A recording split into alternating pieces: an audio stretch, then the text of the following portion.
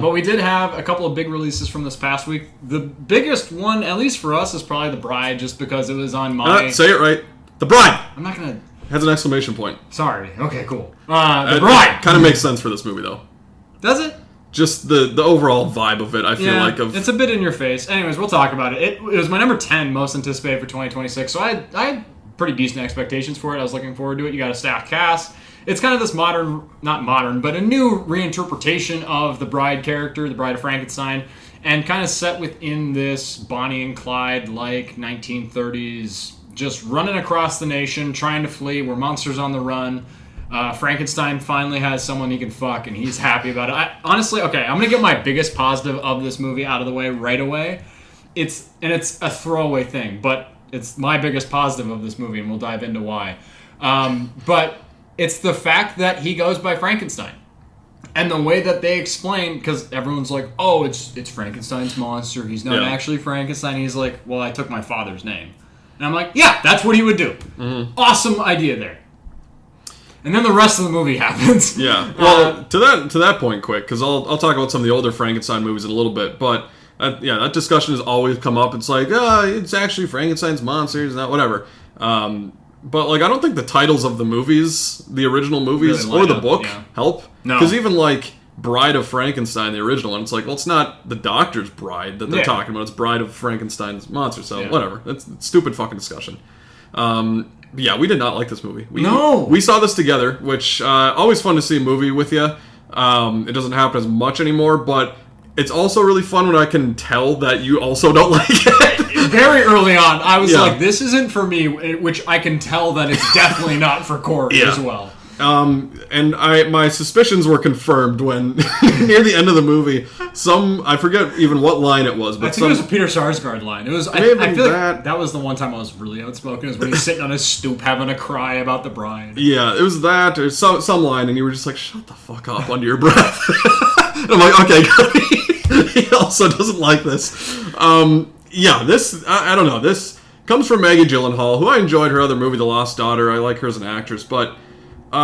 She took a very different approach, and other reviewers have mentioned it's a very bold and unique take on the Bride of Frankenstein character and on the story, which I'll give it points for that, for doing something different and unique. May not have been for me, but at least it's not a boring, bland movie. Christian Bale, I thought was also great. He's honestly one of my favorite people to portray Frankenstein or the monster. Yeah. Like, I thought he did really good just in the physicality. I know he said he studied Boris Karloff a lot, and just kind of, you can feel that, but it's a more, like, experienced version where it's not the raw, like, just created. Yeah. He's been living life, and he can, like, communicate, and he can walk around and stuff. Yeah, I like that approach to it, and that kind of necessitating why he wants a companion so badly. He's like, I'm over 100 years old. Like, I can speak. I'm not so basic and dumb still. Like, I know things. I need a companion. He's like, my biggest curse in life is that I have no one to love. Like, I have no one with me. I'm alone. And I was like, okay, so they're, like... This film has good setup in a lot of ways, but it just, what it does with the setup beyond what it proposes is just nothing. It was upsetting to watch just because I'm like, you sully such great potential pretty early, it felt like, and there's some big swings. This movie takes big swings, and I feel like a lot of reviewers that I really like, that's the thing that they reference. Oh, this movie takes big swings, but it doesn't do anything good with it. It has, like, important messaging, very feminist-heavy messaging, which I'm not going to say I disagree with. I agree with it. I agree with what it's telling me. And I think that it makes a good point. But it's one thing to have a good point supported by a good movie and just have a point that you're going to yell at your audience. And this movie kind of is a little bit more abrasive. Like with an exclamation point. With an exclamation point. And this movie's a bit abrasive. It's just telling you, not only in... the way that the characters are acting or the way that the bride is acting on screen, but also through Mary Shelley also being a character in this film and breaking the fourth, maybe fifth wall. And it's part of Jessie Buckley's performance of the bride where she will just snap in to Mary Shelley. And it's so weird because then I'm like, well, the characters are seeing this happen within the realm of the story. So they see that this character is snapping into this weird, long, very British... lyrical, rhyming, heavy vocab, and I'm like, what do they think is fucking going on? Because it's Mary Shelley talking basically to the audience, and I was just like, an interesting idea. I don't even know if I'm willing to say it's a good idea. It's an interesting swing, but the way it's handled just made me more annoyed with Jessie Buckley's performance. I've seen people say, like, Jessie Buckley gives a great performance. I'm like, as the bride, I like her performance. As Mary Shelley, also a part of maybe a new personality within the bride, I'm like, that stuff almost made me laugh out loud. Like, I thought that was so jarring and such a weird kind of integration for this character where I'm like, I feel like you can get enough said with just being the bride and do that story to where this is almost taking me out every time she snaps in and she's like, I'm still a character. It's like, oh God, what's going on? To that point, yeah. I mean, I think Jessie Buckley, who probably is going to have an Oscar in her hand in a week's time, or at least well-deserved, should have one. I'm not as high on her performance. I think she does a really good job with what Maggie Gyllenhaal wanted for this movie. Yeah. And I think the snapping back and forth, even though, like you said, it's kind of laughable, and I'm just like, what are we doing here? I think she does a good job in flipping between, so you feel like it's very two different people. And it is a hard jolt transition. Yeah. Like, and it does kind of work. It just, I can't see how that fits within this movie. No. And it pisses me off more than maybe I can actually, like, sit down and speak on the quality of it. It just immediately takes me out of it. Yeah, I agree. The Mary Shelley, the movie starts off with that, with like narration and this black and white of Jessie Buckley who plays Mary Shelley, and it's just like interesting, but didn't quite connect for either of us. And I knew about it beforehand. You didn't. No. And I think it probably bothered me more even throughout the movie. Just knowing, like, going into that I was going to have, like, a third character outside of the couple of Frankenstein and the Bride. Yeah. So I was just like, whoa, I can't. This movie just tries to tackle so much, too. You talked about kind of the feminist themes that are very on the nose, and No subtlety. No, and again, you can have messaging, maybe even if, like, I don't agree with the messaging, you can have it in there subtly or in an interesting way where I'm like, okay, I like how you presented that. This was just like, hey, look at this, look at this, look at this. And it also has kind of the Bonnie and Clyde thing, like you mentioned. A lot of this movie is Frankenstein and the Bride on the run, and being chased by two detectives played by Peter Sarsgaard and Penelope Cruz, who I think are just two awful characters in this movie. I didn't give a fuck. They're good actors. Like, they've done good stuff before, but, like, their dialogue in here was so, like, just exposition and just basic, and Penelope Cruz wants to be, like, a female detective. She's kind of the, like, secretary that's along for the ride, basically. That's what he calls her. I don't even know if they actually, like, really state what her job is, but she wants to be a detective, but because of the time, the 1930s, men don't let her be a detective, aren't letting her become a detective, and that is, like, sure, like, you want to go through that and explore that, fine, and it could work well, but the way that this film handles it, it's so, like you said, on the nose, and it's just like, oh, well, they're going to put my name on it because I'm the guy in charge, even though they're having this conversation in a car. Even though you're going to be, like, you are the one spearheading this, I'm going to get the credit for it. And it's just, like, not, like, it's too on the nose, over the top. It's really to where corny. like, it's very corny. It's just not, like, it's grating. It's just poorly written. Like, I agree with your message, but the way you're going about telling it is just pissing me off as a person that wants to see a good movie with a message. Sure, like, you can put feminist messaging in films like The Barbie, really great. Little Women from Greta Gerwig, awesome movie. I love that movie so much, and it handles a lot of feminist messaging and material in a way that still is supported by a good movie around it. Whereas this has no leg to stand on in terms of quality. It just has their argument. So it just makes it really annoying when they're like, I'm the detective now, and it's just very Penelope Cruz being sassy, and I'm like, this is written so poorly, where you could have this approach, but if you do it well, this could be something great. It's just, it doesn't have a leg to stand on. Yeah, and I think I told you this, like, immediately as the credits started rolling, but that's just, it was one of the most angsty and, like, emo trying movies, like, again, back to the title with the exclamation point, or even just, like, the entire vibe of the movie, and it's the 1930s setting, and, like, I think there is some good production design, costumes, and some of those things I think work pretty well, but it just, I don't know, it felt like it was trying so hard to be like, yeah, we're gothy, and we're edgy with this.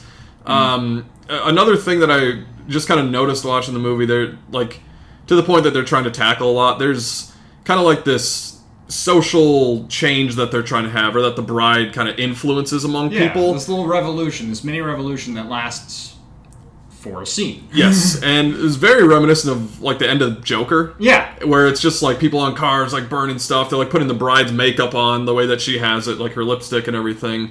And then we never revisit that. It's never mentioned again. And that's really just how this whole movie felt to me. Was like they're bringing up like a romance part of it, and then like with Dr. Euphonius played by Annette Bening, like we have a portion of the movie there, and the like consequences of creating another monster, and then the feminism, and then this social change and everything. And then a detective subplot, and then story. Also a mob boss that comes back and forth. Cutting out tongues and doing stuff, and it's just like, where is the focus here? Like, you just kind of threw everything. Maggie Gyllenhaal just put it all out there, and like some of the points had interesting moments where it's like, maybe focus that in. Yeah. Like, pick a couple of these things, not all of them. Yeah, it felt just scatterbrained and messy, and like it felt like they relied on the message and they pulled aspects of the story when it would satisfy the message. Not like they would bring up, oh, like this man who is this mob boss is taking all these women's tongues, he's taking your voices, he's just using you as meat and throwing you away. Symbolism, great.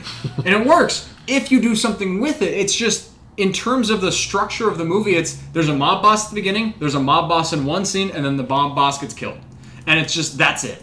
So I'm like, I don't know, like this film needed a rewrite. It feels first draft. And I pulled up like who wrote The Bride. Like obviously Mary Shelley gets a credit on it for being kind of the originator of Frankenstein and stuff like that. But then it's mostly Maggie Gyllenhaal, and I'm like, I need someone else to help on this or to fill this out or take a rerun at this script, just because it's so messy, it's so scatterbrained. I do think the production design is good, but at times, once I got it in my head what this film reminded me of, it's a cross between Cruella, the live-action Disney movie, which I really like, and Gangster Squad from 2011, a movie that everyone loves. Gangster Squad, the Ruben Fleischer 2011 mob pick with Sean Penn saying "Merry Christmas." Like it has that same like shininess to everything. Like it is very old-timey, but it has like this just everything's new and sleek and shiny and bright. And it feels almost like a Baz Luhrmann movie at times in the look of it. And it took me out of it at times, but I do appreciate kind of the style that they're going for. And I do like the idea of a Bonnie and Clyde, but with the Bride and with Frankenstein. I'm like, that's a good approach. Just capitalize on that. That would do something great. But you're surrounded by characters that have really wooden dialogue. You have Peter Sarsgaard that's sulking over a very formulaic kind of backstory connection to the Bride before the Bride was killed and now reincarnated. It feels so easy, and I feel like a movie that has messaging like this could have developed something more impactful, had a story that really moved me. I think it would be kind of derivative of the Joker, but you move that scene of an uprising, of a revolution towards the end, and you see her legacy past what is established in this movie, that paints it completely different. But when you put it at the middle of the movie, and then you never really talk about it again, it's just like, okay, so that just happened and we just came and went. Like nothing comes of it. This movie doesn't do anything to set itself up to have, like The Bride, a legacy. It just feels so flat and messy. And it was just really annoying because there are a lot of big swings. And it's a movie that's not going to make a lot of money. And Stuckman, I think, talked about this where he's like, I want this movie to make money because it's original, it takes swings, but people aren't really supporting it in the way that they might be supporting like a Hoppers or kind of other more family-friendly fare. And I get that, and I agree with like, oh, we need people to support movies like this, but also as the creator of this, you need to make a good movie so people want to go support it. I don't think that this movie is good enough to warrant it getting a bunch of money. I don't understand where the $80 million production budget went to if it was crazy. 100 or if it was 100% to production value, because like, okay, maybe you can make an argument as to, oh, I see it on screen. But a movie like this at this quality, I can't like really urge people to go see it because I didn't really like it. As someone who is maybe one of the more excited people I know about this movie, I was also very let down by this movie. I don't hate it compared to like Scream 7, where that movie is formulaic schlock, just tropey horror bullshit that pisses me off and is a bastardization of a genre I love and a franchise I love. This film takes big swings. It just doesn't work. The movie is just a collection of messages and a scattered plot, and it doesn't satisfy me as a film goer. But I would much rather rewatch this over Scream 7, a movie that is just generic and formulaic. I'm happy that this movie takes swings, but if you want people to go to the movie theater, you need to give them something good to go see. And I don't think this film did that. I agree that, I mean, I like it more than Scream 7 and some other of the shitty horror movies I saw this year just because it is. You saw a lot of shitty horror movies. I've seen a lot, so it's definitely better than some of those. Yeah, and I mean, it really just like, being bold is a couple points, but that's not enough for me to be like, wow, this is worth seeing.